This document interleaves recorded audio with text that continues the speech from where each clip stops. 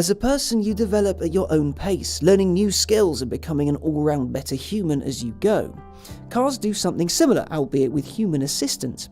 You start with a base product, develop it and improve. McLaren started with the MP412C and graduated it to the 650S, a wonderful car. However, not all people or things are created equal. Some ascend above the pinnacle. This is one such car, the 675LT Spider.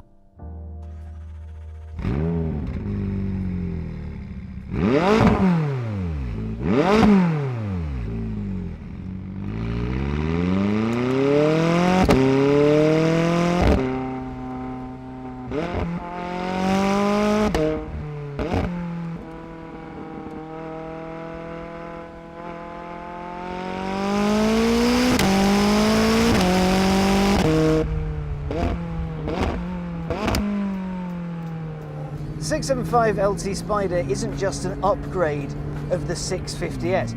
Oh no, this thing weighs 100 kilos less. That brings the weight down to 1,270 kilos, which isn't much more than a Ford Fiesta ST, a car with less than a third of its power.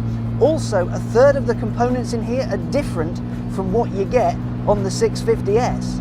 Its engine is a tweaked version of the same 3.8-litre V8 you get in all new McLarens, only this time you get 666 brake horsepower, or 675 metric horses, and 516 pound-foot. That said, in first gear you get a reduced 443 pound-foot to reduce slip. McLaren says it'll hit 62 from rest in 2.9 seconds and get up to 124, again from rest, in 8.1. Its top speed is 203 miles an hour.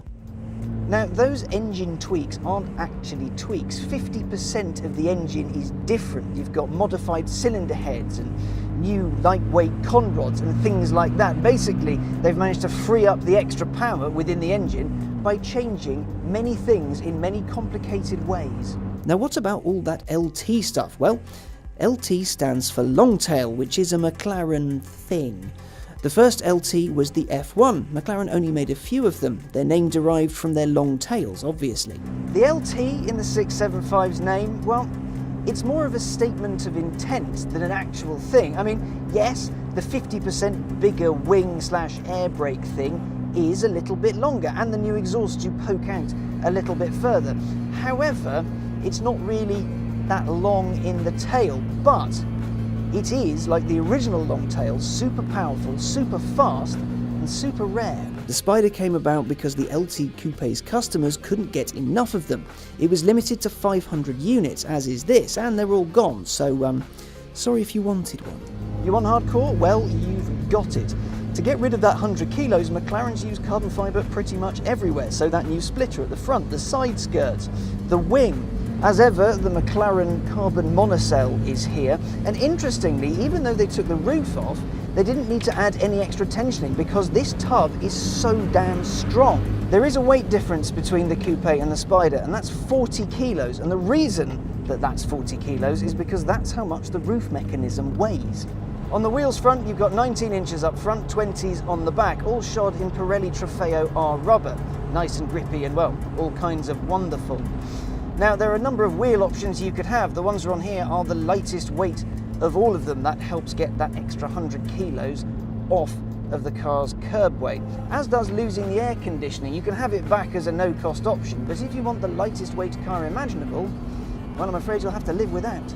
The front gets lightweight springs and a 20mm wider track. Spring rates have been up to 27 at the front and 63% at the rear, giving it a better rear balance and a 40% increase in downforce over the 650S Spider. Inside, all the hardcoreness continues. There's lightweight seats, carbon fibre everywhere, and a bunch of Alcantara trim to make you feel all special. There's no doubt that this is a pretty impressive bit of kit, and you can do a fair bit to it thanks to the wonders of many options packs and the boys at MSO. So then, 675LT Spider, what are you like? Unbelievably fast. So fast. The noise this thing kicks out, the power, the torque it has, it flies down the road, and it's a really beautiful linear acceleration. You know there are turbos there, you know they're working with you, but they don't shove you, they're not aggressive.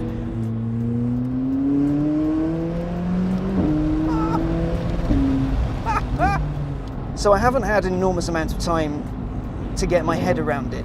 But with each time I was going around a certain corner, I was just going a little bit quicker, 5 kph, 10 kph. And with each time, my face was moving a little bit further out, like that. And I looked a little bit like a jelly man. The G you can pull in this thing. You can go round a corner at pretty much any speed you like. This feels less like a road car and more like an actual racing car, but it's still somewhat civilized. Yes, it is noisy because that engine and those exhausts are amazing. They make such a good noise. I love the sound this car makes. The manual shifts on the paddles are really violent. They do snap you forward. It's an aggressive bit of kit. It really is. It feels fantastic. Bang, upshift, just jolts you forward, lets you know what it's doing, and it has that amazing little crack to it. Down, down. More noise, more power, more speed, more aggression, more everything. Off it grips. There we go. A little bit of a twitch. And that's a police car. The brakes are simply astounding. They're all carbon and clever, and you don't expect to be able to stop for that corner. You think, oh, I'm going to carry a little bit more speed than I'm comfortable with. You lean on them and they just stop. You're stationary. This thing is unlike pretty much any other road car I've driven, because it seems fairly sane. And then you press buttons and it becomes most certainly not sane. So whoever the lucky 500 are to have these, first of all, well done. Second of all, you have an amazing piece of machinery on your hands. In every aspect, the 675LT has evolved, changed over the 650S. It's not for pottering about town, it's not here to give you a big friendly hug and take you home to a pot of tomato soup in front of the fire. It's been designed to be driven hard, fast, and with a disregard for puny human feelings. It's the Terminator on wheels. It has one purpose, and it's going to fulfill it. This is the second ever LT.